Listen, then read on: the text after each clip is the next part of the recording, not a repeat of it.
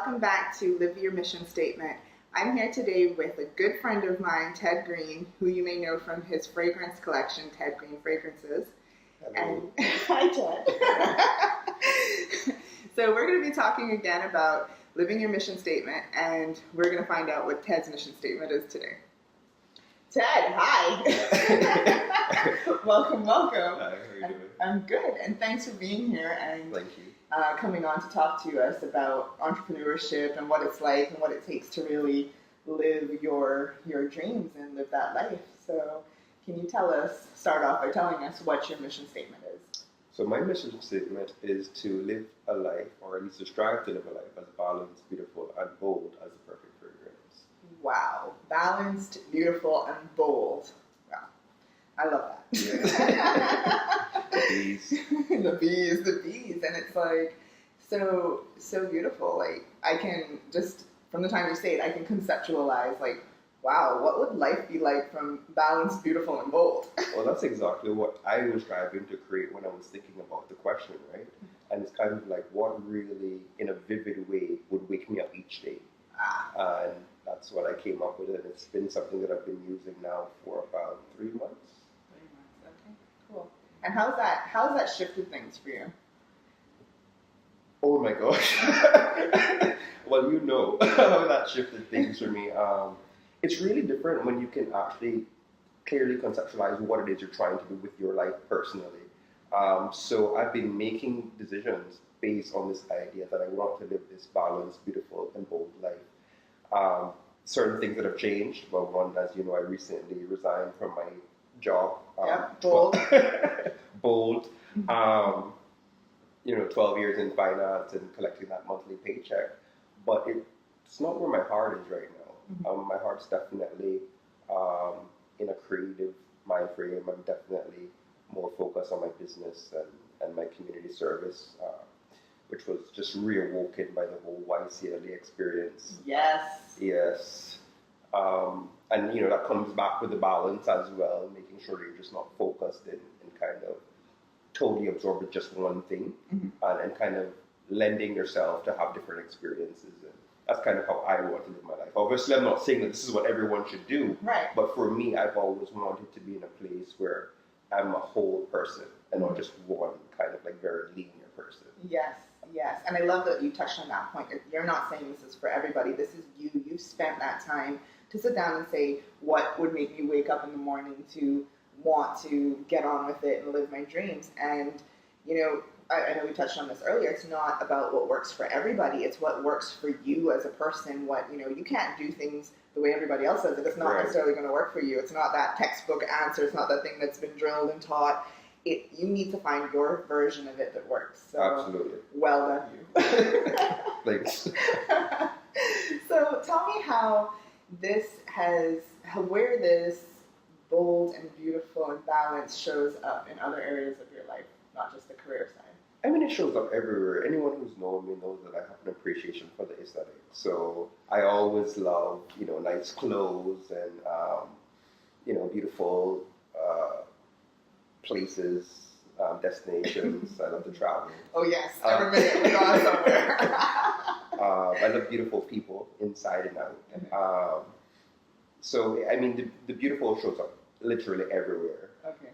The balance, as I said, it's kind of more of a personal thing, making sure that I am doing all the things in my life daily that keep me kind of in sync and not weighed down. I feel like if you spend way too much energy on one specific thing, you have a way of getting bogged down.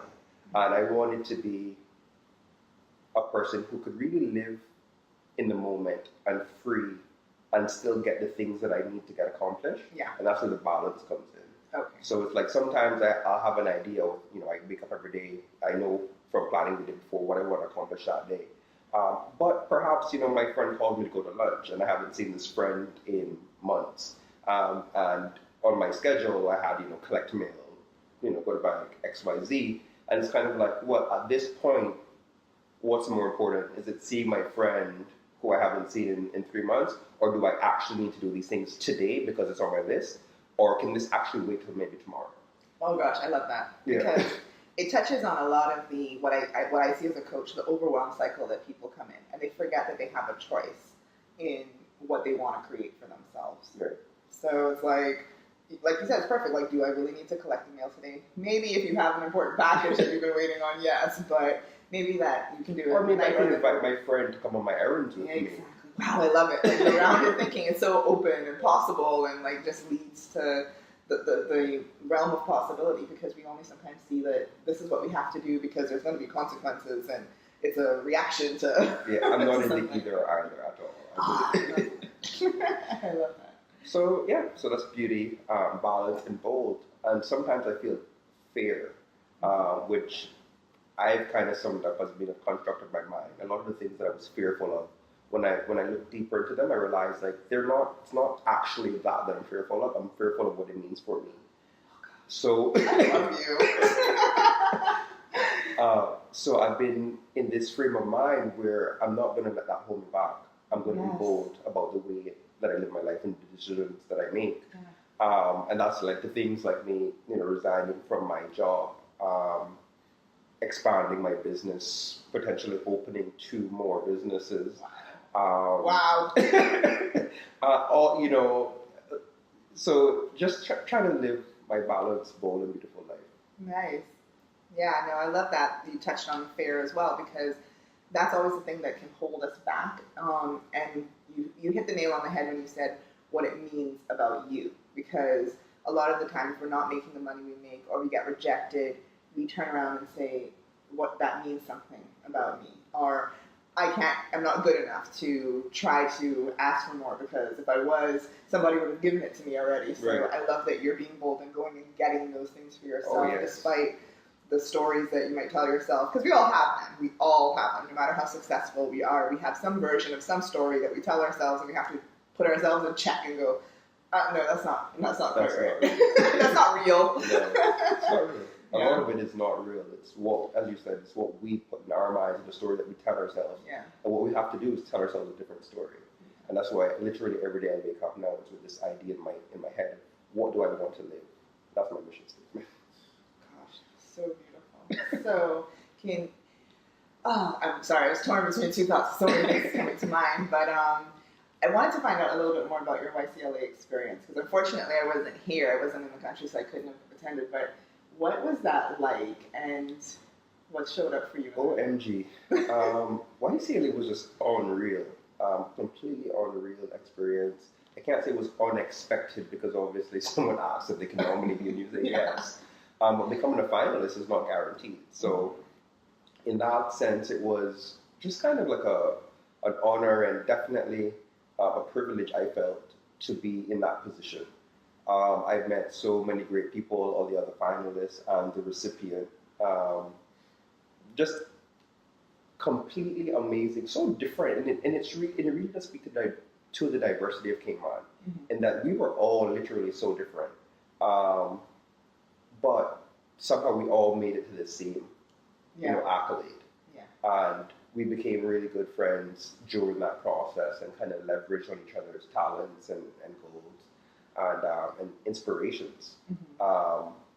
So the experience for me has just kind of been, it's been something that has also helped move me in the path that I've been moving to, and developing my life in the way that I want to see it develop. And it kind of just reminded me of some of the things that were really important to me, because it's a really thought-evoking process. You're thinking about, why did I do this when I was 7? And why did I do this when I was 14? And what did you do when you were 16? And you have to answer these questions in a really real way for the panel. And you kind of start to think about, where you came from, first of all, and where you are now. And kind of you have to, and this is, if you notice, the mission statement development came in this whole process. Okay. Because you have to really start to understand yourself and not just live. And I feel like that's what the process had done mostly for me. Wow. Yeah. And that's not something that we tend to take a lot of time out to figure out unless we're provoked. Yes. Yeah, so that's awesome. So how did you keep your balance with everybody's saying, like, with all of these great things coming up, and all of the, like I would say, like you get a big head kind of thing. Not that I think you would, but like how did you keep yourself balanced or grounded in all of that? Balance might not be the right word. Definitely, lots of nights with no sleep. I feel like the process in itself, to be honest, was a balanced process. The organization in itself don't put too much on you on one go. So this year, I can only speak to my year, but it was very organized from the very beginning. So we knew what was coming up. So you had a kind of chance to kind of let the thoughts mellow in your head and develop leading up to each different event. But for me, what kept me most, I guess, balanced was my schedule. They've obviously provided a schedule, so I was able to work that into my personal schedule. My personal schedule with my business, my job, my degree, I'm still studying, and trying to also carve out time for friends and family and travel. obviously, duh. So I kind of had to integrate that. So that helped my schedule keep me very balanced. Or at least I try to let it keep me balanced. Any entrepreneur will tell you your calendar is like your best friend. Yes. And if you do not have a good relationship with your calendar, and apps. Which apps in particular do you use? So I love Google Calendar and I love Todoist. So in my Google Calendar, I put things that are absolute time and dates, meetings. This is my Google Calendar. My Todoist is a list of things that I hope to get done that day. It's like that, go into the mailbox, go to the bank. Things that can maybe be moved to tomorrow, but if I have time, I want to get it done today. And you can check it off as you go. And that is crucial because how many times do you have your to-do list on some other piece of paper somewhere random and you're walking around with your calendar on your phone? Like those two things really need to go hand in hand. So that as you're moving through your day, you can see where you're at. Yes, absolutely. So I hope you make a note. You know, calendar, have a look at Todoist. Love it. Oh gosh. Okay, so what's next for you? What's next? Life. I mean, I don't know how to answer that question. All of it. I want it all right now. No, what's next? So I'm living my mission statement. And that means that I'm going to be spending a lot more time doing things that are important to me. That's being in the community, developing my business. So you'll see a lot more of me around, hopefully. In some ways you'll see a lot less because it means that I'm also living between here and other locations. Developing my other business and developing my business relationships. And spending time with my family. Some of the closest people to me don't live in Cayman. So it's going to be nice to not be tied to any specific location and be able to travel and work remotely and kind of live a nomad type lifestyle with a purpose. But definitely on my own terms. And that's what's really next for the scope of my life, living a life that's on my own terms. I'm very hesitant to say XYZ because for me, XYZ tends to change. Fair enough. So that's my overall goal. Okay, so is there anything that you would like to tell our audience just as a last thought about living life on your terms, living your mission statement? Any advice? I would say just go for it. It's amazing because you don't actually know what you're capable of doing until you actually start to do it. And to be real about it and to talk about it. Because I feel like a lot of us, again, we're fearful of what other people perceive our mission statements to be. So we don't speak about it. Because we don't speak about it, we can't speak it into being.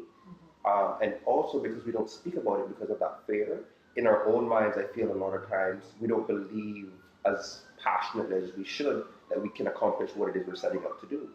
So for me, my biggest takeaway to anyone that's listening to your series right now would be to believe in themselves, to speak about what it is they're actually trying to accomplish in life, and to be real with themselves and with other people so that they can get the help and they can get the motivation along the way that they need.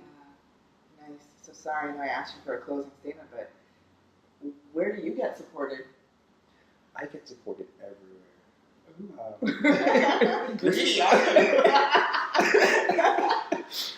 I really do. I really surround myself with some magnificent people. You and I have been friends forever. I have a really good family. I have a really good base. I don't do business with just everyone. I'm very selective. Even in my shoes, I'm not a big company. I don't have a lot of money, but I can control who I spend time with. And it's one of the things that is important to me. So I don't spend time with very negative people. I don't do business with very negative people or uberly, unrealistically demanding people. So these things are important to me because I've kind of curated this group of people who we kind of see the world in a similar light. I can call up a business partner of mine who is not a friend. We conduct business together, but I can say, hey, you know what? This is really happening in my life right now, and it's fine because we have that relationship from the get-go, and we see things in a very similar light. Obviously, you're going to have your outliers, as with everything, but if the core of your group, I feel, mimics the things that are important and passionate to you, I feel like you can really lean on different people for different things, and that's kind of how I live. Nice. Yeah, because I know a lot of people are afraid sometimes to share what's going on with them, and for fear of judgment, and judgment things like that they don't know or they should know, or so sometimes it's hard to really open yourself up to It's all fair. to others. It's all fair. Yeah, and that's why I'm going to be bold. Nice. No more fear. Yeah. It is all fair. So thank you for that, Ted, and thank you so much for spending this time with us and opening up to us and sharing what's going on in your Well, thank you for having me, as always. Pleasure to be here. So good luck. Thank you. And we will see you soon on another edition of Live Your Mission Statement. Sweetest regards. Visit ChandaVcoaching.com to view more videos in the Living Your Mission Statement series.